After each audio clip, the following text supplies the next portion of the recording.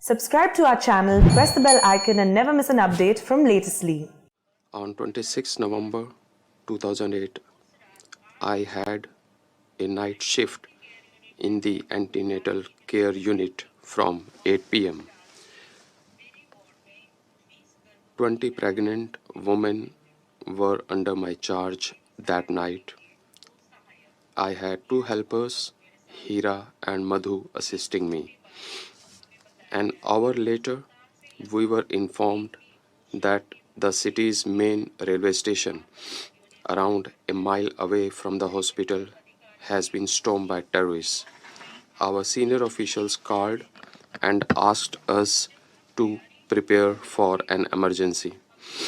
While we began preparing, we heard gunshots being fired at around 10:30 p.m. from behind the hospital. I and my helpers quickly moved to the window of my ward's bathroom. We noticed that two persons with guns entered the hospital after jumping over the wall. One of them fired at our window.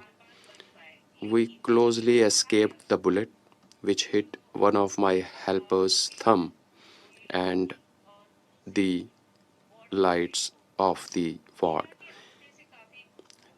Hira's thumb was profusely bleeding, and the room became dark. I escorted her to the accident ward on the ground floor for the treatment.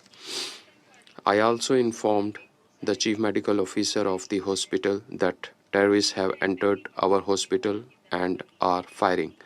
As I rushed towards the ward on first floor, I saw the same two terrorists shooting the two security guards of the hospital. Both the security guards fell on the floor with their bodies heavily bleeding. I was extremely scared. I gathered courage and rushed to the first floor. I closed the main iron door and shifted all the patients to the pantry with the help of another staff. I locked the door and switched off the lights so that the shooters could not see the patients. While we were hiding in the ward, I thought to myself, death is inevitable in this life. Why not die valiantly?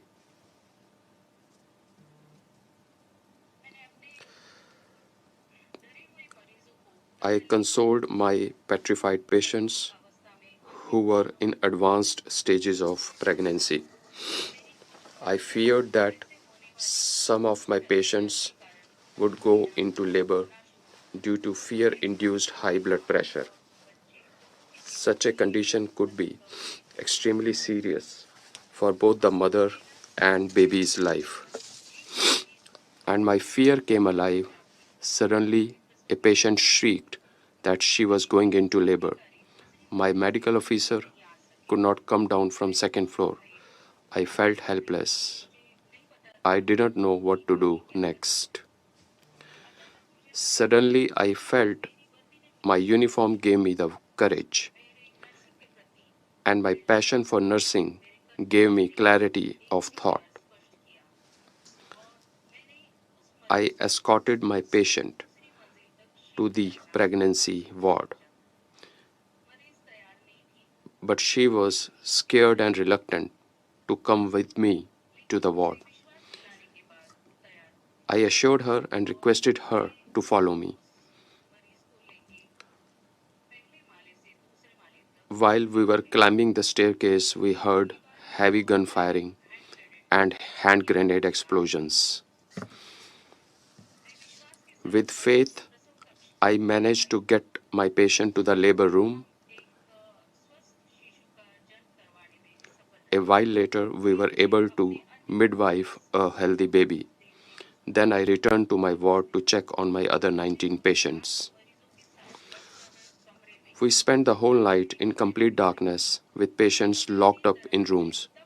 We opened the doors next day morning as the police arrived. I shiver even today as I recall the night of terrorist attacks. While the terrorists were killing human beings like insects, I'm happy that I was able to save lives of 20 pregnant women and their unborn babies. Although the terror and horror of that night is still alive with me, I soothe myself by thinking of the several lives I and my colleagues in the hospital saved.